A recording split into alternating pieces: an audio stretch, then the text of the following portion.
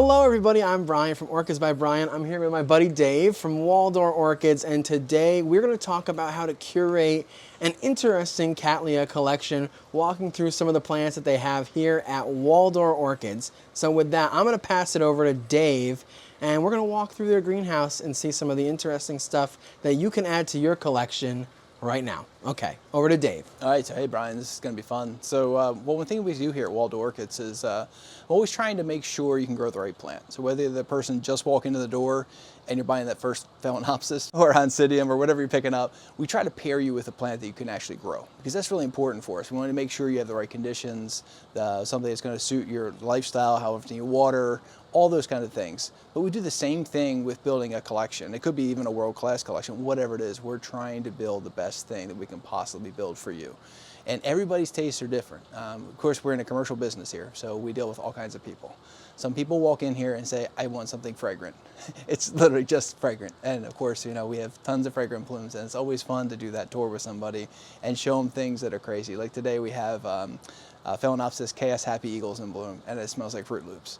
You tell people Fruit Loops, and then they smell and you watch their eyes light up, you know? But it's the same thing even with Cattleyas. We have all different fragrances in Cattleyas. Certain people will literally buy a very high-end Cattleya that could be even hundreds of dollars for a division just because it smells good. So fragrance plays a big part. How many plants you're going to have in your collection, that plays a big part. We try to decide, do you want miniature? Do you want compact? Do you want standard size? Do you want the biggest plants you can possibly find? Any of that works, and you can do whatever you want. So one of the things we're looking at is your growing conditions. There again, do you have a greenhouse? Do you have a window? How big is your window? Are you growing under lights? Can you fit tall plants in there? All these questions will affect how many plants you can grow, and how many plants you can grow will affect, there again, what will help you pick out. Because we do this for a living, I've been growing orchids my whole life. I've been growing in my own collection for almost 25 years now. So even that has sort of, you know, gone through its changes over the last 25 years. But one thing's for sure is, like, we are trying to pair you with a plant that you're going to be happy with forever. That's kind of our point.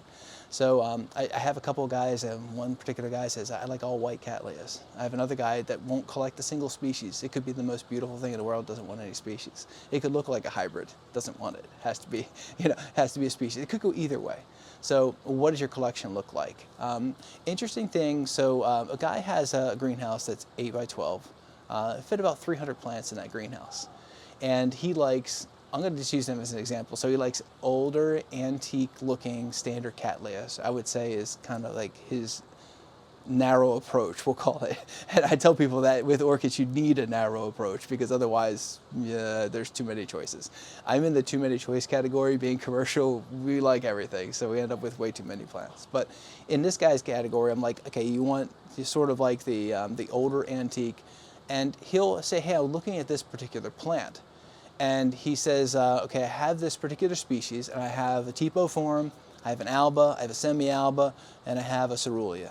And he's like, okay, I have those 4, but he may want to narrow down any one of those 4 categories, because there will be a best of in every one of those categories. You could have a best alba, and then best cerulean. You could have some that are in between. You may have some that are a blush pink, like we have Skinneri Haxtons.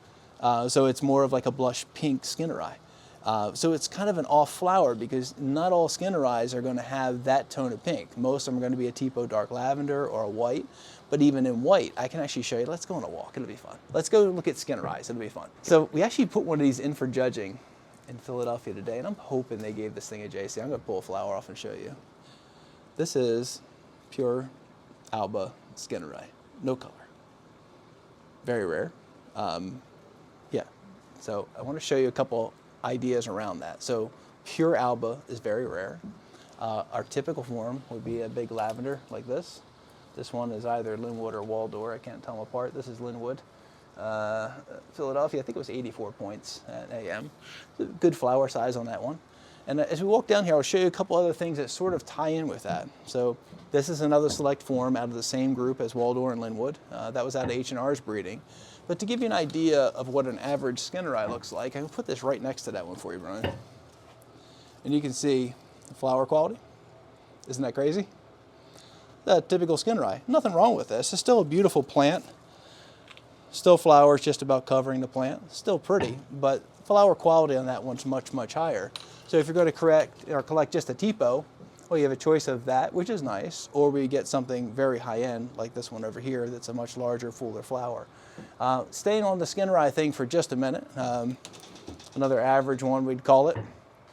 Another one of this. Oh, I hid the other one. So this is Debbie, one of our most famous skin ryes. Oculata, because it has the dark center. I got in big trouble for this plant when I started taking them to Florida a bunch of years ago. We started doing the Redlands show that used to be mid-May, and we would hold these back and bring them mid-May. Where in Florida, all these flower in like February. So we'd take them down there, and this flower would be in bloom. Like, I can't be skin rye. I'm like, yeah. We held them back in our barn, you know, where it's like super cool, keeping the things like held back for a couple weeks. But they would say, oh, that's skin rye Alba Debbie. That's what it was awarded as. Because back in the day, if it wasn't lavender, you would just call it Alba. They say, oh, no, that's Oculata. And I was like, all right, smarty pants, look. But the problem is with that, if it blooms this time of year, this is Haxton's again, so I'm going to cheat and show you Haxton's. But Debbie will bloom the same color as Haxton's with the dark center. So I actually started calling it Oculata albescens just to be difficult, you know. But see, even within that small group of skin ryes, and I'm only showing you a few, there's a lot of different varieties. Some skin ryes have a more compact plant, some are very tall, even within the same color variety. So some of those things will fit your conditions. You may have under light, so you may want a skin rye that only grows this tall. You can get a piece of like Bloomin' Insel or Carpinteria where they stay a little bit more compact. You may need something that, hey, I want the biggest plant I can get. So you get a Debbie or a Linwood or Waldor that are really tall plants. There's all those different variants that come into a collection, and that's just within one specific species that we're talking about. So we can go all over the place. We got great mossy eyes. This is just a seedling, and some people want to buy a seedling because you want to, you know, grow something out, maybe find something good. If you're starting out with real high-end parents, then you can get some really good quality coming out in the cross. So you may want to buy something and grow it up. Or you may say like, hey, I just saw that they've just released Mossy Eye Ed Patterson. Put my little plug in there. On our website just this week, we updated, I put Ed Patterson on there. Ed Patterson is my favorite Mossy Eye. Just flat petals, big, wide. It's just an awesome flower, and it's almost a 100-year-old plant. So it's just such a cool thing. These are released now as virus-free meristems. So like that's a really top shelf Mossy Eye. So you may want to pick something like that. It's a clone, but you're getting really high-end quality. And there again, everybody's different. When I started my collection, or I should say when I started really curating Waldor's collection, I should say it that way, I decided that I wanted plants that were already awarded. I wanted to go and I wanted to collect plants that were already well-known plants. That's what I wanted. And I did. Well, I don't want to say I did a good job, but I did get a lot of plants. I guess I did a good job of that idea. So we have a big collection. But then I saw my friends that are hybridizers, like Orchid Eros and AWZ and these guys that are my buddies. I see them making a new cross, growing out 20, 30 plants, selecting the best ones, taking them to the judging with these spectacular new varieties. And I'm like, oh, I could do that too.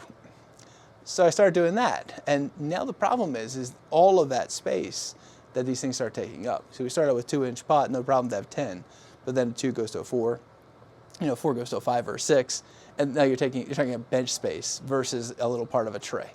So all those things are all good ways to build a collection.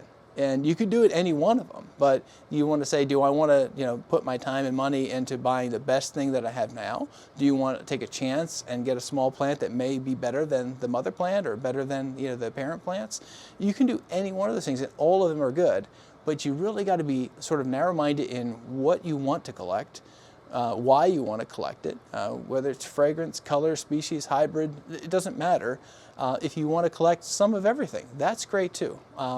Just a little, there again, a little side note, like if you were to grow one Cattleya, I would say you got to grow George King Serendipity. Just because flowers twice for us anyway, blooms 2 times, Thanksgiving and Christmas. It's a nice kind of salmony pink, fragrant. It's basically, it checks all the boxes, and it's a standard flower that is actually easier to grow than most standard Cattleyas. So it basically has everything you would want in one plant. So for me, it's like, that's the best plant. I mean, why not just grow one plant? But if you can grow 10, okay, I say, do you want to grow antique plants? Okay, antique plants, I'll give you a list of maybe the 20, 30, 40 of the best antiques that I could say, these are the ones you want to go after. And then how you go about collecting them is all different, because you never know where you're going to find the next plant. Local Orchid Society auctions, just last week we were at an auction. I did get carried away. Can I tell you a story? Do you mind? Okay, so we're at an auction. This is Pinelands Orchid Society, and there's a gentleman there that donated some plants. well, I know some of the plants this guy has. And I was like, well, I'm going to go. So I went with a couple friends. We had dinner, go to the auction. And I had a couple of plants I was, bidding on, bought a couple things. But there's this one plant, it's 25 lots in, and they took a break at 24. So I'm like, oh, great, I got to wait for this plant that I really want, right? Comes up for auction, and I told my buddy in the back of the room, I said, hey, I want to bid this plant up a little bit. I want the club to make some money. And at auction, I said, I'd pay at least 150 bucks for it. So I was like, why don't you bid me up to 150? And that way it'll be fun for you. The club will think they're making a lot of money, but I want to pay that anyway, just to help the club out. So I start bidding on this plant, and I'm like, all right, this is cool. And well, the bidding jumped to about $150 in about 3 bids. So I was like, oh shoot, that's not good. But in my mind, I have a pretty good memory for orchids anyway. I don't remember people's names very well and all. No, just joking. But I have a pretty good memory on this. So I thought this was the actual plant that had gotten this really high award. And the guy that had donated it had gotten the award. Now, all of that is my memory. So I'm not sitting there on my phone. I haven't done work ahead of time with a list or anything like that. It's just my memory. So now how much more money am I willing to bet based on my memory? So, but ended up, we did win the plant, but it was $350. But at the end, it ended up being the plant I thought it was, and I still think it holds more value than that. I think it actually holds something in the $500 range because of what it is. So it's one of those things like, I didn't know it was going to pop up at an auction. And if I'm not there and the other guy wasn't interested, if I wasn't there, I bet the other guy probably would have bought it for about 50 bucks. So, now, it wouldn't have been great for the auction. The auction made money off of it, which is the whole point. So it actually was a good thing for them that both of us were there. But that's a plant that you just don't know. I was at a show one time and I bought 2 plants out of a group that somebody had donated. And these plants were worth hundreds of dollars, and I got them for about 1/10 of their value. Now, it's not to say I'm trying to take advantage or anything, but that's my knowledge base. So it's the same thing when you're collecting. You never know where you're going to find that next plant. So even if you have aspirations to get these really rare, high-end, say even expensive plants, keep your nose to the ground and keep looking. When we took Waldor's collection from about maybe 500 plants or so to now, I have no idea, thousands? I know it's thousands, but maybe multiple thousands. A lot of that was done through trading. So if I have, say, 100 plants, and I can find 3 people that I can trade with, well, I can make that go exponential. I can't do the math on that. Maybe somebody else can do the math really quick, but I can trade the same plant to all 3 people, and I get 3 plants back. Well, now I've grown for a couple years. Now I can trade all 3 of those plants against the other guy's plan. So you never know how quickly you can build that collection up. If you're a good grower, you should be able to build a collection really, really quickly. But I think that's really interesting to think about, like taking your collection and sort of making it work for itself. A lot of us sell plants, extra pieces on eBay, or we'll trade, or we sell them in an open market, or hey, your local orchid club, sometimes they allow that too. But it's interesting to think that you can buy a plant and it will hold value. So you drive a car off the lot and automatically 30% or whatever's gone as soon as you drive off the lot. It's not the case with orchids. You should be able to buy it. If you're a good grower, you should be able to take and eventually make multiple pieces. That's one of the reasons we grow Cattleyas, not Phalaenopsis. Because last time I tried cutting them a Phalaenopsis, no, I'm just joking. But that's one reason I really like the cats, is that you can split them up. You can make multiple pieces. You can make your collection pay for itself, and you can also hopefully make enough to where you can go buy some more plants, because that's kind of the fun of it too. So that's something that we always want to make sure that you have good value in your collection. You will always have those few plants that for whatever reason you like, and you're the only person that likes it and you don't know why, but it's just your favorite plant. And that's fine. Be comfortable with it and enjoy it. But if you want to build a really world-class collection in any direction, whether it's old, whether it's, like I said, certain colors, we can do any of that. Miniatures, we can grow everything this tall, and that's fine too. And you can go any direction with it. So I would say that's a cool part of orchid collecting. Most people don't go real deep dive into it. This is just a short, quick video of me talking too fast. And it's just something though that to think about. Think about how many plants do I have? How big do I want my orchid collection to be? What direction I really want it to take? Do I like species, hybrids, tall, short, fragrant? Any of those things are good. Take it out as far as you can. One thing I'd highly recommend too, make yourself a list. If you really want to be good, put it in a Google Sheet or something like that where you can have access to it on your phones, or you're walking through a greenhouse, you're not buying the same plant 3 times. I have a guy going through a collection right now, and he says, I'm finding multiples. And when he says multiples, he didn't make 3 pieces out of it. He literally bought it multiple times because it was his favorite plant. And you'll forget real easy. So keeping a list is really, really important. Another thing too with collecting higher end plants is that you can actually do some hybridizing. I know most people look at them like, oh, I never make a cross, I don't have much time. Try it. You know, if you're buying high-end plants, try it, make a cross, and you're not wasting your time because you're putting really high-end plants into it. Nothing else, you can just sell some flasks.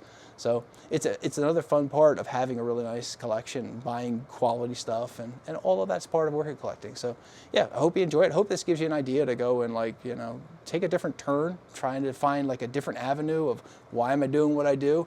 Hey, it's a good excuse too for your significant other. You can be like, no, really, this is making money. This, you don't understand.